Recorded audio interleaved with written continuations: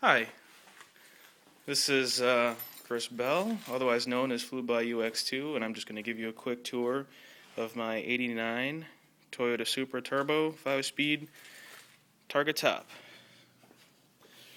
As you can see, this is a carbon fiber FX hood. Can't find those anymore.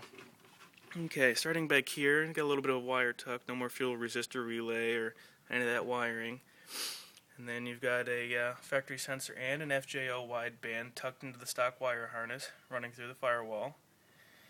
And you can't see it very well, but this is a genuine original DEFCON downpipe. And stock CT26, obviously. But that wastegate actuator is actually from CT12A's, from the 1JZ. So it's set up at about 14 PSI stock. You're looking at a 3.5-inch intake, no airflow meter, and a JZ880 Mark IV Apex intake. You're also looking at the non-turbo power steering reservoir to clear all that. And if you look real close down there, you'll see the stock airflow meter wiring just hanging. And also hidden down there is the intercooler pipe, the hot pipe, and oil cooler relocation. And this sensor here, that's out of the 1988 Camry LE. That's a reverse thermostat switch to kick on these Ford Cougar electric fans. They move insane amounts of air. The radiator here is gigantic. That's the Haste radiator that was made for a little while. Has no hookups for the Mark IV, or the Mark III, I should say. So I had to make my own brackets. And down here, this is actually a 1JZ intercooler, since it flows side to side. And I had to get rid of the stock bumper support because it didn't clear the intercooler. And if you look down here, that is an FC3S oil cooler, plumbed in line with the oil cooler and the oil filter relocation bracket, custom bracketry. And also, neat little trinket, JDM JZA70 tow hook. And back in here, we've got the alternator relocation drop bracket and a modified lower bracket to keep stock adjustability, but obviously it clears the front-facing intake. This is a pre-89 throttle body, bored out to 65mm, the 3-inch elbow, so it would clear the alternator. Obviously a 3-inch intercooler pipe, Grady Type RS, blow-off valve, and down there, the little sensor is the IAT for my map ECU, and the igniter has been relocated. It's no longer in the stock mounting position, so it's tucked away. Also another wire tuck underneath the fuse box. On top of the engine, run by that stock igniter, are the 1JZ VVTi coil packs that I've had on here since about 2005, and shaved GT valve covers with a custom PCV vapor crossover, and I have yet to make a catch can. And over here on the fuel rail, these are stock 440s. Stock 440s, stock injector clips, also tucked. And you got a -6 feed going in and out. And that's run over to the Aeromotive. That's set at 52 PSI static, no vacuum. And there's the Golden Eagle vacuum, because obviously my mailbox intake has no additional ports, just one gigantic one. And this plenum is run by a stock GTE throttle cable with a little custom cantilever action dealie and modified GTE throttle rod, and I had to cut up and modify a twin turbo throttle linkage to get it to hook up. But still has stock adjustability, and it works pretty freaking awesome. And as you can see, I had to cut out and remove the battery. That has gone into the trunk. Now, back to the trunk here. Show you the battery relocation dealie. So obviously a piece of crap Optima wired in. We've got two fuse breakers, circuit breakers, both stingers. They're actually high quality. I've had one burn out.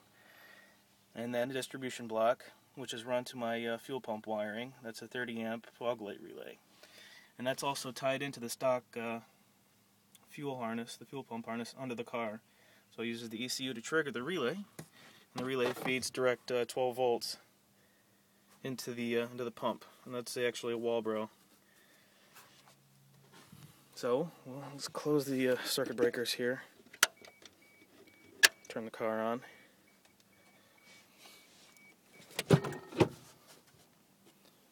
Okay. Gonna go ahead and start it up too. After we wait for my wideband to warm up, which takes forever since it's an FJO Generation 1. While we're waiting for that, this is the 2002 WRX 6-disc changer. It's been retrofitted with custom wiring to the stock chassis harness. A piece of crap, gritty shift knob. Let's see. This is the climate control that's been converted. You can't even see it in the daylight very well, but white LEDs, blue and red, temperature.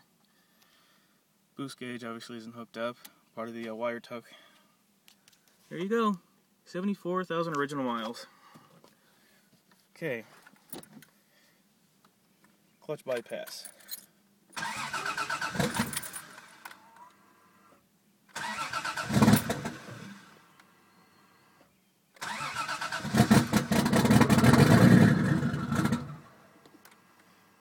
She's temperamental.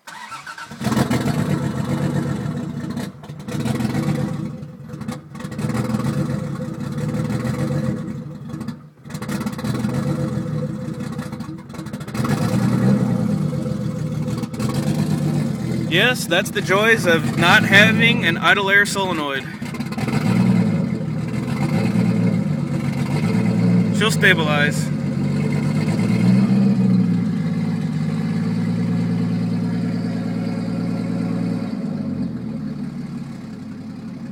And there you have it. Rock solid tuning on a MAP ECU Gen 1, 700 RPM idle. And it's a little bit cold, so you can't even hardly see that. It's reading 12.9 though, 13. There's my glove box. Back in there, that's where the MAP ECU hides, but you can't even see it because it's super clean. And the FJO is hidden down under the kick panel. It's all wired in. And it's awesome. And a custom dash mat to hide a crack-free dash. Yeah, how do you like that? And little interior tricks here. Okay. No lap belts because there's no pockets over here for the retractor because these are different door panels. And the sail panels have no hookups for the shoulder belt.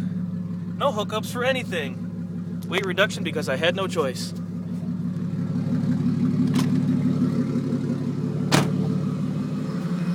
And that's about all there is to it. That's the 89 Toyota Supra, 74,000 original miles. Black, ruby red pearl is their 18 by 9, 18 by 10. Milli Miglia Evo, 245 45, 18 inch, and 275 35s. And it's lowered on iBox Pro kit with Tokiko Lumina 2 adjustables. That pretty much rounds out the car. Still waiting on a paint job. And this is probably the last time it's going to be seen as a stock CT26. The T4 manifold from Raptor Racing and a V1 V44. Those will be ordered soon. Finally, I'll be able to put my T88 on. But there you have it. Thanks for watching.